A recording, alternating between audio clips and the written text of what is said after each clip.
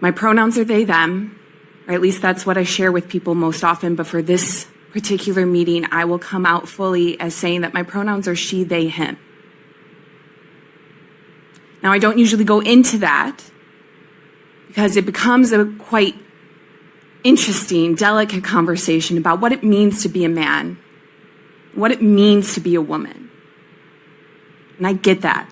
That is a conversation that we don't generally have as young people or even as adults in our current culture.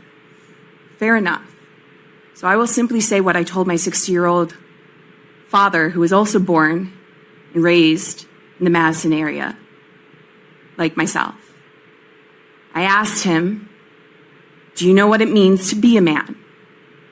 And to his credit, he said, I'm eating tubage, my twigging berries. Now that first clip we just saw was not some parody skit from Saturday Night Live. That was a real video from a public hearing in Madison, Wisconsin on biological men playing in women's sports. More on that in a minute. Now before we get started, I just wanted to say thank you. At the beginning of the last video, I went on a little rant about the mass unsubscribings and censorship that has hit this channel lately, and you guys really stepped up for me by resubscribing, new subscribers, video sponsors, and super thanks and such. So I just wanted to say thank you. I really appreciate you guys. And with that being said, let's get into it. Now, if you place your attention on the screen for a moment. So this is Amanda. Now, Amanda is a biological man that identifies as a trans woman and calls himself a transbian or trans lesbian. Now, what gave it away for me was the chest hair popping out of Amanda's blouse right there. What gave it away for you?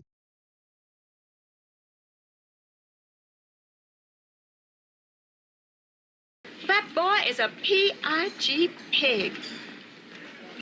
All right, let's keep it moving with one more clip from this public hearing in Madison, Wisconsin. It's actually Assembly Bill 100, and as I mentioned earlier, it addresses trans women or biological men playing in women's sports. Now, this lady with the blue hair and the Protect Trans Kids jersey has a son that now identifies as her daughter that plays women's sports. Now, I remind you, this is not parody, and I did not add the memes to this clip. Someone else put them in there. Roll it. She's not an athlete. She's none of those things. She's girly girl. She's more girly girl than me. On paper, medically, she's just as much as a girl as every single other one of those girls in there. She has a penis. Guess what? It's flaccid.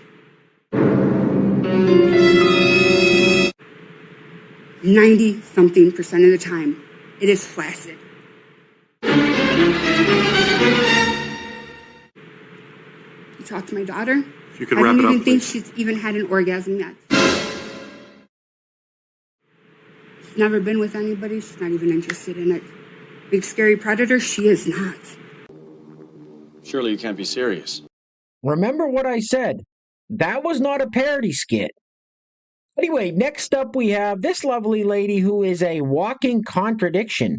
She starts out by saying that she's a proud, woke, liberal Democrat who cares about everyone. Then she proceeds to shit all over MAGA. Roll it. Proud to be woke, proud to be a liberal, proud to be a Democrat. Hell yeah.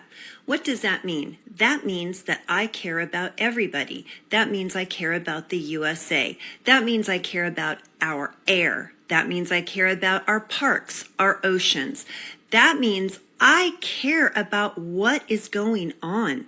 That doesn't mean that I am a MAGA, which is a racist Republican. There is a complete difference.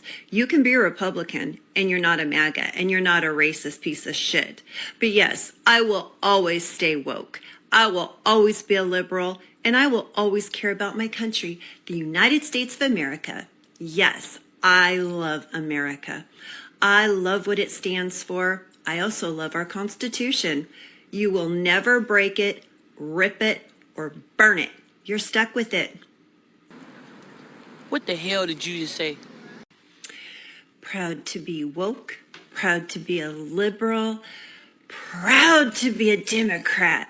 Hell yeah. What does that mean? You know what woke means? It means you're a loser. Next up, we have this young lady who wants to send something in the mail to Trump supporters. Now, always pay attention to the eyes with these people. They're the windows to the soul. Roll it. Any Trump supporters out there? Hello. If I came up on your For You page, this is a sign that you should direct message me your mailing address because I have something to send you. It's a huge surprise, and I think you're really going to love it. So just get in there and send me your mailing address, and no charge to you. I'll send you my fucking farts in a fucking jar. That's gross. And next up, we have this slightly rotund fellow who thinks the United States would be a third world country if it weren't for our neighbors to the north and south. Roll it. I think many Americans are coming to the realization of truth. And it's simply this. Without Canada and Mexican support, the United States of America would be a third world country. That's the dumbest thing you could have said.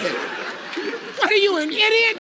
Now, we constantly see these TikToks and clips of these Democrat and liberal types melting down and losing their minds because of Donald Trump and MAGA. They keep saying that Trump supporters are the bitter and angry ones. Roll it. You know, I'm really wondering why MAGA is so bitter and so angry. Like, they got what they wanted. They got Donald Trump elected. He's the sitting president. He's definitely destroying the country. He's doing everything that they say that they want. Why aren't they happy? Like, they sit around, troll all of the Democratic pages. Their favorite saying, try harder, go complain about it somewhere else. But yep, they're constantly on all of our pages, making comments, making nasty, nasty things saying, yep, I know if I'd got what I wanted and Kamala had been elected and she'd be the president right now, I would be so happy and I would be like rejoicing and I would be far away from MAGA as possible. I never go to their pages now. I know I would not be there if Kamala had been president. Like, why can't they find joy? Why can't they find happiness? Why do they gotta be so bitter and angry? I don't understand. Because she's an idiot. Or she's insane. Hey guys, real quick, before we go any further, I want to give a big shout out to the sponsors of today's video. And while I'm doing that, I'm going to let this loop on the screen. Now, I know some of you can't stand Al Weezy and some of you like Al Weezy. It's like we have a love-hate relationship going with Al Weezy over here. Anyway, today's video is being brought to us by Coda320, Pastor Bob Rogers, and Tammy Blankenship. Coda320, Pastor Bob, and Tammy, thank you all so much for sponsoring today's video. I really, really appreciate the kind words and support. And I want to give a big shout out to today's honorable mentions, Pastor Bob Rogers, Felicia B., and Brandon Smallwood for each leaving a super thanks on the last video. So thank you guys so much. I really appreciate it. So once again, today's video sponsors are Coda320, Pastor Bob Rogers, and Tammy Blankenship, with the honorable mentions going to Pastor Bob Rogers, Felicia B., and Brandon Smallwood. Now, if you'd like to sponsor the next video and help support the channel, there is a PayPal link in the description box below, and I will say your full name as a sponsor of said video unless stated otherwise by you. All right, I think we've all seen enough of Al Weezy for one day. Get this off the screen, please. Ugh.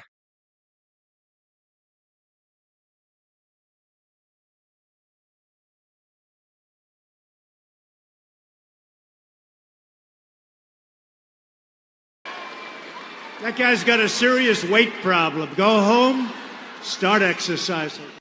All right, next up we have this fellow who says he's dating a trans woman, but that doesn't make him gay. I can't tell if this is parody or not. I don't know. Roll it. So a lot of people criticize me for dating a trans woman in 2025 of all years, saying that I am a homosexual for doing so. And I think it's very bigoted, but like surface level to say such a thing like that, because women have many features. They have beautiful the thing that I love about my trans girlfriend is her beautiful eyes, her beautiful lips, her beautiful chest, her beautiful arms. But just because one part is not approved in societal standards, it must mean that I'm a homosexual for being in love with a woman. Are you telling me that this much real estate you can't overlook in a relationship? That if this much real estate on her beautiful body is wrong to you, wrong by societal standards, that must mean you have a totally different sexual orientation? I don't believe it. I think society has gone mad. I think it's insane. I think it's absolutely abhorrent that this much real estate, you can't push it to the side. You can't overlook that. I did not fall in love with this woman because what she has in her genes. I fell in love with her heart. And even, I'm not saying that I'm not into physical features, but I fell in love with many physical features. And you think that one physical feature that I'm not into is going to make me not be in love with my girlfriend? That is the most narcissistic thing that you could say. It just seems kind of gay, doesn't it? Super gay. Now, I'm not quite for sure exactly what's going on in this next clip, but one thing I will say is I haven't been to church since I was a little boy, and church sure has changed over the years. Roll it. Good morning. Would you pray with me? Come, Holy Spirit, into the hearts of all of your beloved children, and kindle within us the fire of your unending and relentless love. May all of my words and our hearts together honor you today, O God, our rock and our Redeemer. Amen. But performing gender as a daily task, I would argue, is a learned cultural trait to which we have all been exposed. As understandings of drag have changed throughout history, perhaps drag today could be defined as that which threatens the already fragile and arbitrarily constructed framework for gender performance that is necessary to maintain power dynamics. Conversely, it could also be that from the moment we are born, and perhaps even before that, when families gather to reveal the sex organs of their child, that the drag show begins. The blue confetti falls and the pink smoke clears, and there's a mad dash to project cultural and societal expectations of gender performance onto that child. These are learned behaviors that can be shaped either through shame or affirmation based on a perceived correct performance of drag. And it has a profound effect on our imagination and our self-worth and our relationship to the world. You're all going to hell. Goodbye. All right, guys, we're going to be wrapping it up with yet another clip of Congresswoman Jasmine Crockett continuing to make a mockery out of our Congress, which isn't an easy thing to do. I wonder who told her to put on the Hood Rat Act and start dropping F-bombs every time she opens her mouth. It's hard to even understand what she's saying here, and this is not a good look. Anyway, things are clearly getting very crazy out there, guys, so please take care of yourselves. Take care of each other. Till next time, love you guys. Peace. Roll it. This is not what we should be doing. I don't even know why we fighting with Greenland. Why we fighting with Greenland? We fighting with Canada. We fighting with Mexico. Yet we in love with Putin. What is happening? Like, this is not America. This is a terrible nightmare. Somebody slap me and wake me the up, because I'm ready to get on with it. She is one crazy bitch. 2, 10, 12, 15. Oops, stepping on a... It's black. Anyway.